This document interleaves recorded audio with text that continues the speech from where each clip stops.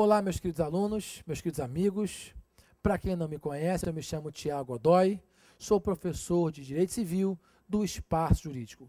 E é com muito prazer que eu venho, através desse vídeo, conversar com você, procurando dar uma dica que ajude você na sua preparação para a prova da OAB.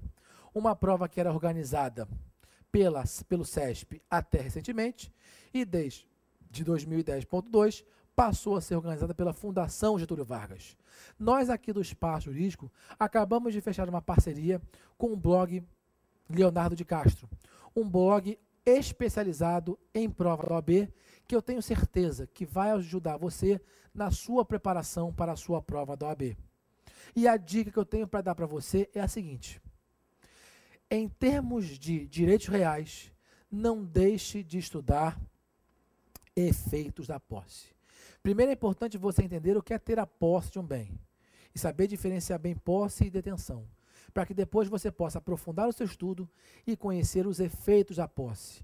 Artigo 1210 até o 1222 do Código Civil. Proteção possessória, como é que eu protejo a posse? Posse e frutos. Posse e responsabilidade pela perda ou deterioração do bem. E posse e benfeitorias. Aposto que isso vai ser cobrado em sua prova. E é importante você conhecer isso. Vamos lembrar algumas coisas sobre isso? Você sabe o que é posse? Você sabe qual a diferença de posse e detenção? Importante você ter essa ideia bem organizada em seu raciocínio. As pessoas acham de forma equivocada que ter a posse de um bem é ter contato físico com o bem. Eu tenho a posse desse pilô porque eu estou segurando o pilô. Isso é Savigny, gente. Foi a tese que nós não adotamos explicativa da posse. Nós adotamos a teoria de Ehring para explicar a posse, que diz que ter posse não é ter contato físico. O que é ter a posse de um bem? É ter o exercício de qualquer dos poderes inerentes à propriedade. Basta ver o artigo 1196 do Código Civil.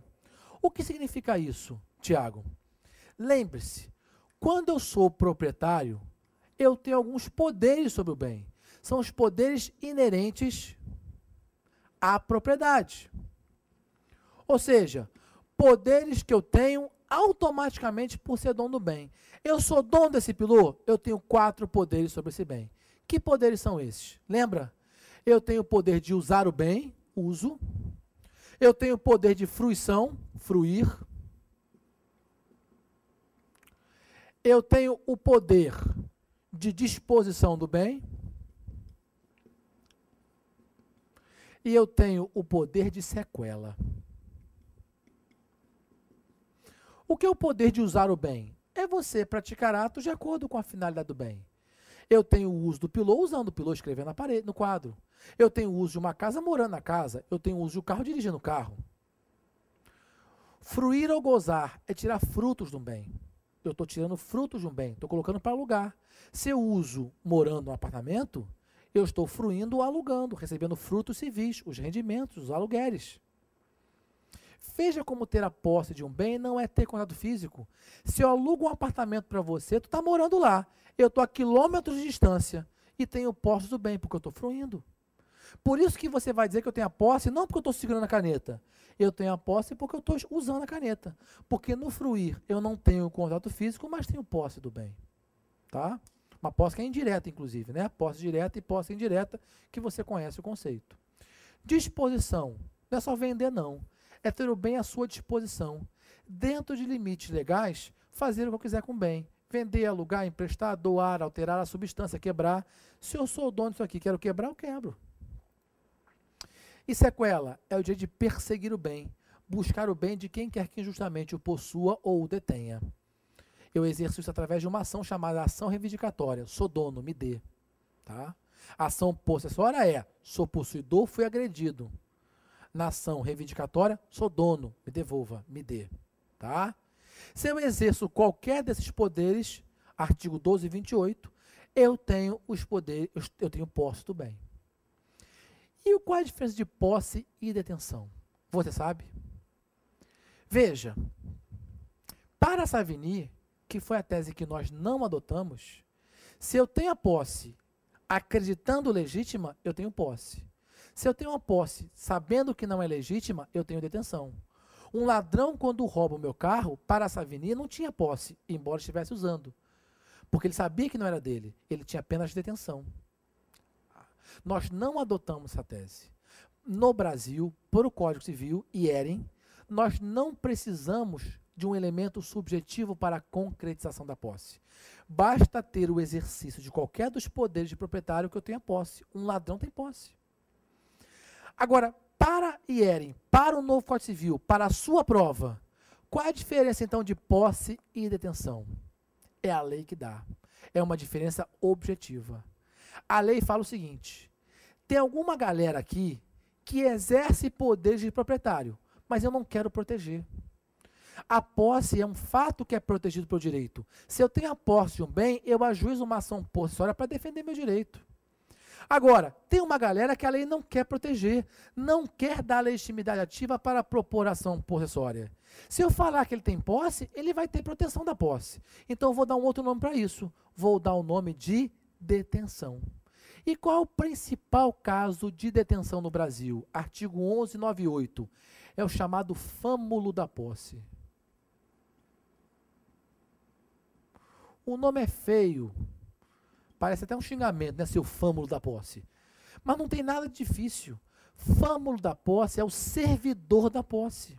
É aquele que exerce atos possessórios, não em nome próprio, mas em nome alheio, cumprindo ordens alheias. Na sua prova, fala-se do motorista e do caseiro. O meu motorista está usando o meu carro? Está. Mas ele não tem a posse. Ele tem detenção, porque ele é um fâmulo da posse. Ele teria posse, porque ele está exercendo o poder de proprietário, mas a lei trata ele como detentor. Mesma coisa o caseiro. Se houver alguma bronca, são eles que vão ajudar a ação possessória? Não, sou eu, porque eles estão exercendo posse em meu nome. Eu estou exercendo a posse através deles. Então, eu que vou ajudar uma ação possessória. Eles têm apenas detenção. Detenção na doutrina é chamado de casos de degradação da posse. Degradação da posse. Ou seja, casos que seriam posse, mas que a lei marginalizou, não trazendo para o manto de sua proteção. Posse e detenção. E sobre posse e detenção, mais especificamente sobre posse, o que é fundamental você se preparar muito bem para a sua prova? Importantíssimo você conhecer os efeitos da posse. É o que é mais cobrado em concurso público sobre posse. Os efeitos da posse.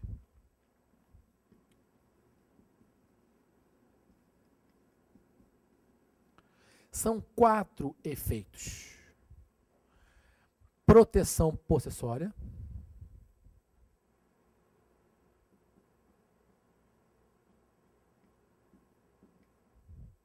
Eu vou escrever, depois eu rapidamente explico cada um. Posse frutos.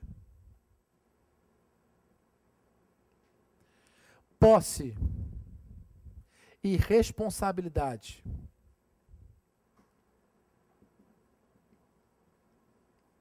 Pela perda ou deterioração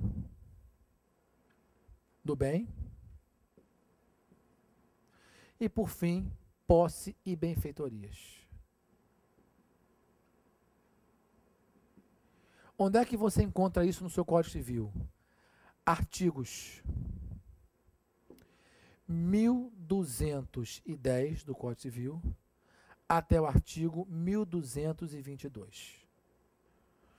Proteção possessória. Como é que eu protejo a posse? Tanto com as minhas próprias forças, como através de uma ação possessória. Posse e frutos. Tenho a posse de um bem. Estou colhendo frutos. Perco o bem para você. Vou ter que indenizar você dos frutos que eu colhi? Posse e frutos. Posse e responsabilidade pela perda ou deterioração do bem. Eu tenho a posse de um bem. O bem se quebra, se perde ou se deteriora, está amassado. Se eu perder o bem para você amanhã, eu vou ter que indenizar você dessa desvalorização, dessa perda, dessa deterioração? E por fim, posse e benfeitorias. Tenho a posse de um bem. Faço benfeitorias no bem. Venho no futuro a perder para você. Vou ter que ser indenizado das benfeitorias que eu fiz no seu bem? Acho que esse é o mais importante, inclusive. Artigo 12:19 até o 12:22. Acho que é o mais importante, tá? Toda hora ser cobrado. Muito importante você conhecer os efeitos da posse. Artigo 12:10 até o 12:22. Tenho certeza que conhecer bem esses artigos vai fazer com que você consiga se dar muito bem numa prova de direitos reais, porque isso, sem sombra de dúvidas, é o mais cobrado, tá bom? Estamos aqui no Espaço Jurídico à disposição de todos vocês para o que precisarem. Foi um prazer vir falar com vocês e até uma próxima oportunidade. Até logo.